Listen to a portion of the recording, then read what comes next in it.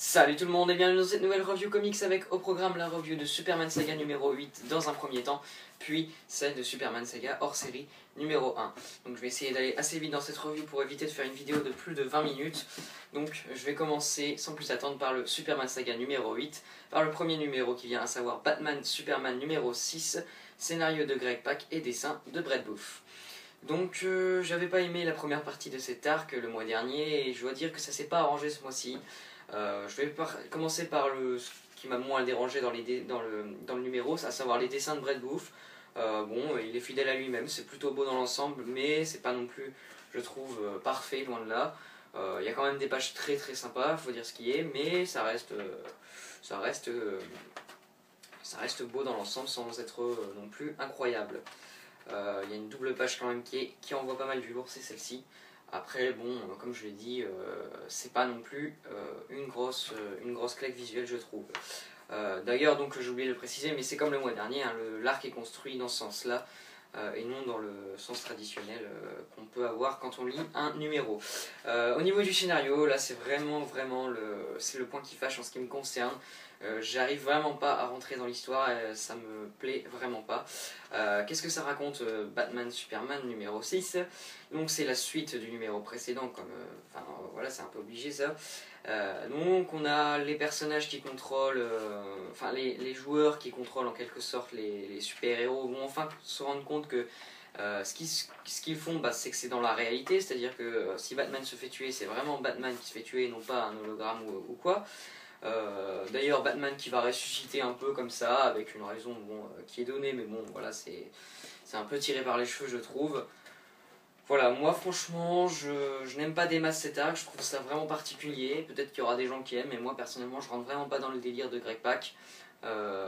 Voilà, donc je mettrai la moyenne tout juste à ce numéro, un 2,5 sur 5. C'est plutôt beau dans l'ensemble, mais au niveau du scénario j'accroche vraiment pas en ce qui me concerne. Ensuite, on passe à Action Comics numéro 25 avec l'arrivée de Greg Pak sur Action Comics ainsi que Aaron Kuder au niveau des dessins. Donc ce numéro est une sorte de tie-in à Zero Year, c'est-à-dire que ça se passe pendant l'année Zero Year, quoi. Donc dans le passé. Voilà. Au niveau des dessins, c'est Aaron Kuder, comme je l'ai dit. Bon, moi j'aime bien dans l'ensemble, c'est plutôt beau. Après, je suis pas non plus c'est pas non plus ce que je préfère. Ce qui me dérange un peu le plus avec ces dessins, c'est les visages qui sont parfois assez, voilà, qui me déplaisent assez parfois, mais ça reste quand même beau dans l'ensemble, bien travaillé de sa part. Voilà. Ensuite, niveau du scénario et de l'histoire, c'est vraiment très très bon pour le coup. La Greg Pak, à l'inverse de Superman Batman, là il nous fait vraiment quelque chose de très bon et très bien écrit, je trouve. Au niveau de la narration, c'est vraiment très bon. La caractérisation de Superman, là pour le coup, est excellente, je trouve. Voilà, Greg Pak a vraiment pour l'instant tout compris au personnage, je trouve. En un numéro, il nous fait rentrer directement dans la série, et franchement, pour l'instant, je suis très très optimiste pour cette équipe créative sur la série. D'autant plus qu'il prouvera avec le numéro suivant que c'est encore une fois très bon. Donc je mettrai à ce Action Comics 25 un 4 sur 5, ça m'a beaucoup plu. C'est beau dans l'ensemble et c'est surtout extrêmement bien écrit, je trouve. Ensuite, on passe à Action Comics. J'ai oublié de dire, il y a un petit backup aussi qui sert d'introduire le numéro qui suit, à savoir Action Comics 26, dont je vais vous parler maintenant parce qu'il y a deux numéros dans Action Comics, dans ce Superman Saga. Donc Action Comics 26, scénario de Greg Pak et dessin de Aaron Kuder. Donc les mêmes personnes, quoi. Graphiquement, bon, je vais éviter de me répéter, c'est les mêmes qualités et défauts, je trouve. Des beaux dessins dans l'ensemble, mais certains visages qui me déplaisent en ce qui me concerne. Même s'il y a quand même des pages très classe dans ce numéro, je dois avouer, avec la créature que je trouve vraiment bien dessinée de sa part. Voilà, comme celle-ci, vraiment du très bon niveau, je trouve, de sa part, même si c'est pas non plus ce que je préfère. Ensuite, niveau scénario, très bon numéro, encore meilleur que le précédent, je trouve. Donc cette fois on a Superman qui va devoir régler un problème, à savoir qu'une espèce de créature commence à s'en prendre à des personnes, quoi, en plein chantier, et en même temps il va rencontrer Lana Lang, donc une amie d'enfance de Clark Kent qui connaît son secret, savoir qui est Superman. On va avoir aussi certains flashbacks qui va nous montrer l'enfance de Clark Kent. Voilà, toujours aussi bien écrit, le scénario est vraiment très bon je trouve et pour l'instant me captive vraiment. Très impatient de voir la suite des événements en ce qui me concerne. Voilà, du très très bon niveau. En plus, voilà, comme d'habitude, très bonne caractérisation pour l'instant de personnage de Superman je trouve par Greg Pak. Et comme je le dis, le scénario est encore meilleur je trouve que le numéro précédent. Donc voilà, et la suite, enfin la fin du numéro n'augure que du bon. Voilà, donc je mettrai un bon aussi 4 sur 5, même si c'est un peu mieux, je mets la même note, je vais pas non plus mettre un 4,5, mais c'est quand même très bon je trouve, donc pour moi ça sera un 4 sur 5 ce Action Comics 26. Ensuite on passe à Superman 26 aussi, donc scénario de Scott Lobdell et dessin et ancrage de Ken Lashley, donc le dessinateur que j'avais adoré sur le Villain Monster de Zod. Donc voilà, j'ai adoré le retrouver sur ce numéro. Malheureusement je crois que le mois prochain c'est pas lui, il me semble que c'est Ed Benes. Graphiquement voilà, moi j'adore, franchement j'adore, je trouve ça sublime. C'est très très beau, très soigné je trouve.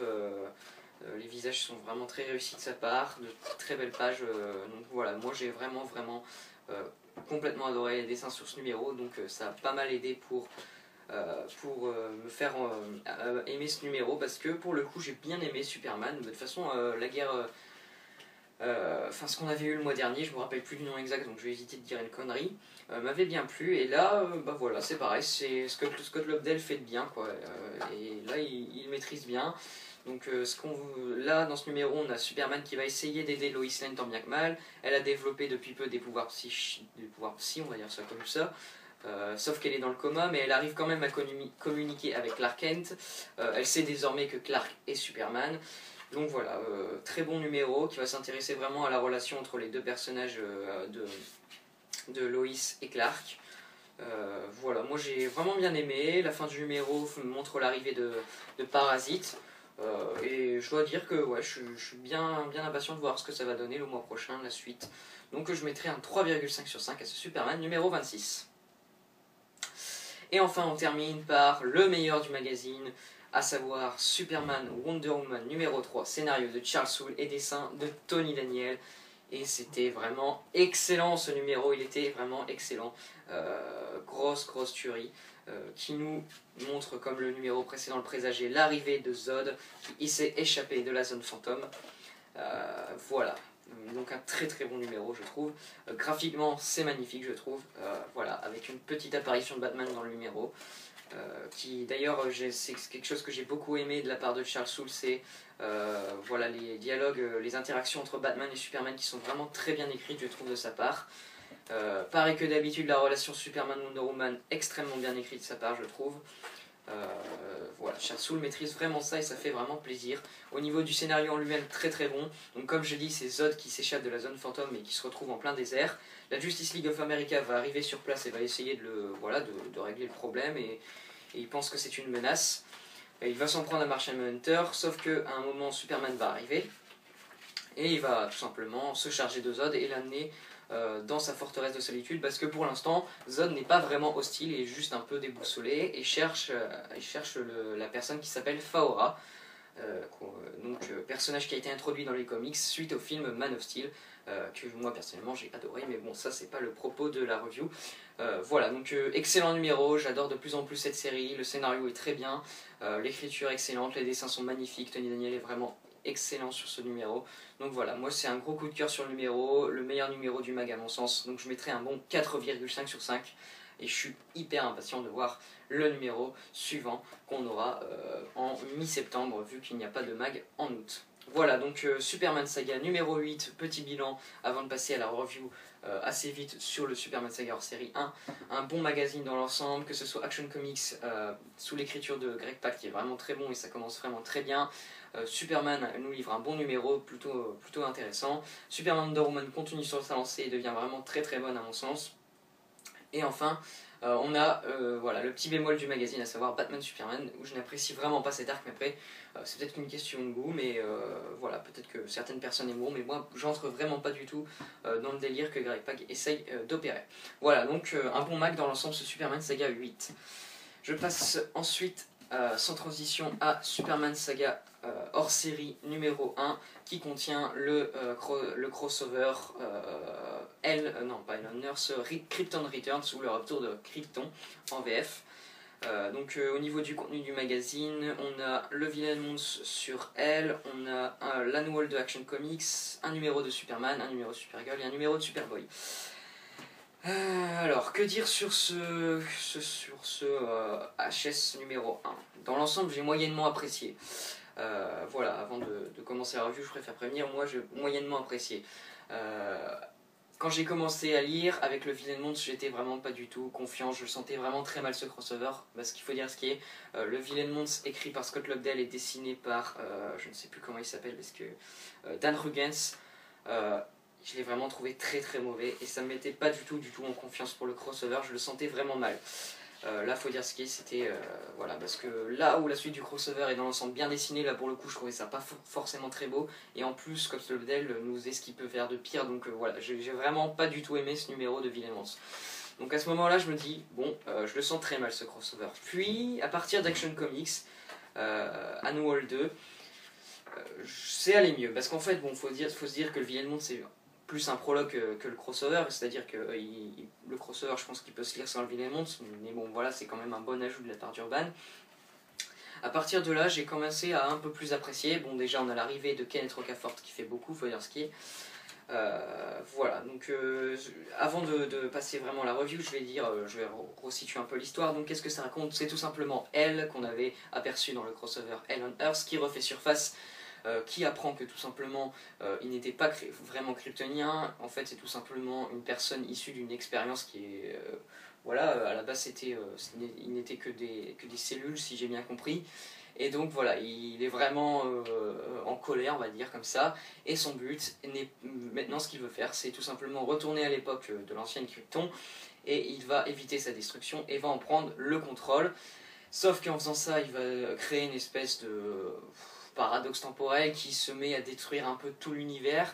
Et donc Laura qu'on avait aperçu dans Hell on Earth va appeler Superman, Superboy et Supergirl et va leur demander de régler la situation. Voilà un peu pour le scénario, je rentre pas plus en détail, je vous laisse découvrir le reste. Dans l'ensemble, le scénario, je trouve que ouais, l'idée de base est plutôt sympa, encore une fois c'est plutôt sympa. Après, c'est toujours dans l'écriture de Lobdell que c'est plutôt maladroit, on a souvent des dialogues assez insupportable à lire, enfin en ce qui me concerne, où voilà, ça parle beaucoup et on se perd un peu dans ce que Lobdell essaye d'expliquer, donc ça c'est vraiment dommage. Après je vous dis, le scénario dans l'ensemble m'a bien plu, des histoires de voyage temporel et tout, c'est plutôt bien dans le fond. Après, c'est plutôt bien en surface, pardon. Après dans le fond, bon je pense que voilà, il y a des explications à mon avis, même Scott Lobdell savait pas vraiment ce qu'il racontait. Donc c'est vraiment dommage, voilà. Puis la résolution, par exemple, la résolution du crossover, je la trouve vraiment tirée par les cheveux. Je n'ai vraiment pas des fois su où il en venir. Alors peut-être que c'est moi qui suis con, hein, je dis pas le contraire, mais des fois je trouve vraiment que Lobdell nous perd un peu dans ses idées et c'est vraiment dommage. Après, c'est pas non plus nul à chier, je dis pas le contraire, ça se lit assez vite, c'est bien rythmé, on a vraiment de bons moments dans le crossover, dans l'ensemble. Voilà, des bonnes scènes d'action et tout, voilà, bon, ça reste quand même sympa par moment, je dis pas que il y a tout acheté dans ce crossover, loin de là.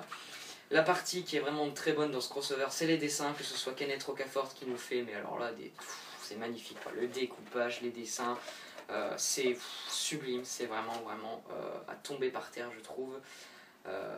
Voilà, enfin bref, Kenneth Rocafort ne cesse de m'impressionner en ce qui me concerne, il nous fait un boulot monstrueux, je trouve.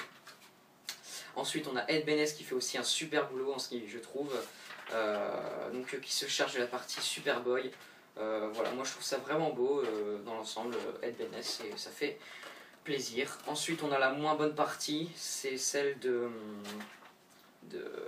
Paolo Siqueira, qui est belle, mais c'est pas non plus. Les dessins sont beaux, mais c'est pas non plus incroyable, je trouve. Personnellement. Et après on a un dernier numéro signé de Kenneth Rocafort qui est encore une fois magistralement bien dessiné. Voilà, donc c'est vraiment sublime en général sur la série, je trouve.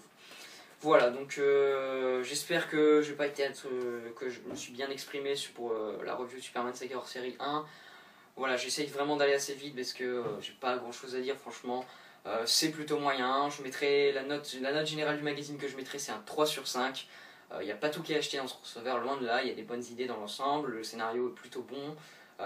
Après voilà, dans l'exécution c'est toujours un peu maladroit comme je l'ai dit, et puis voilà, par contre les dessins sont très beaux en règle générale sur le magazine, à part la partie d'Androgens que je trouve vraiment pas terrible.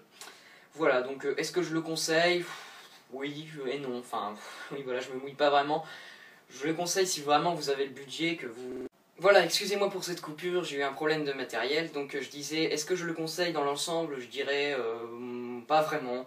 C'est vraiment si vous avez le budget, que vous avez aimé Hell on Earth, bah prenez-le. Je pense que vous aimerez plus dans l'ensemble Krypton Returns. Après, voilà, si vous n'avez pas Hell on Earth, que vous n'êtes pas forcément le budget, faut pas se diriger vers ce magazine, à mon sens, il vaudra pas le coup. Voilà, donc j'ai pas de grand chose de plus à dire sur ce Superman Saga hors série 1. Donc moi j'en ai fini ici pour cette vidéo, je vous dis à la prochaine pour une review comics sur Justice League Saga numéro 10. Voilà, donc en attendant, prenez soin de vous, à plus tout le monde et à la prochaine.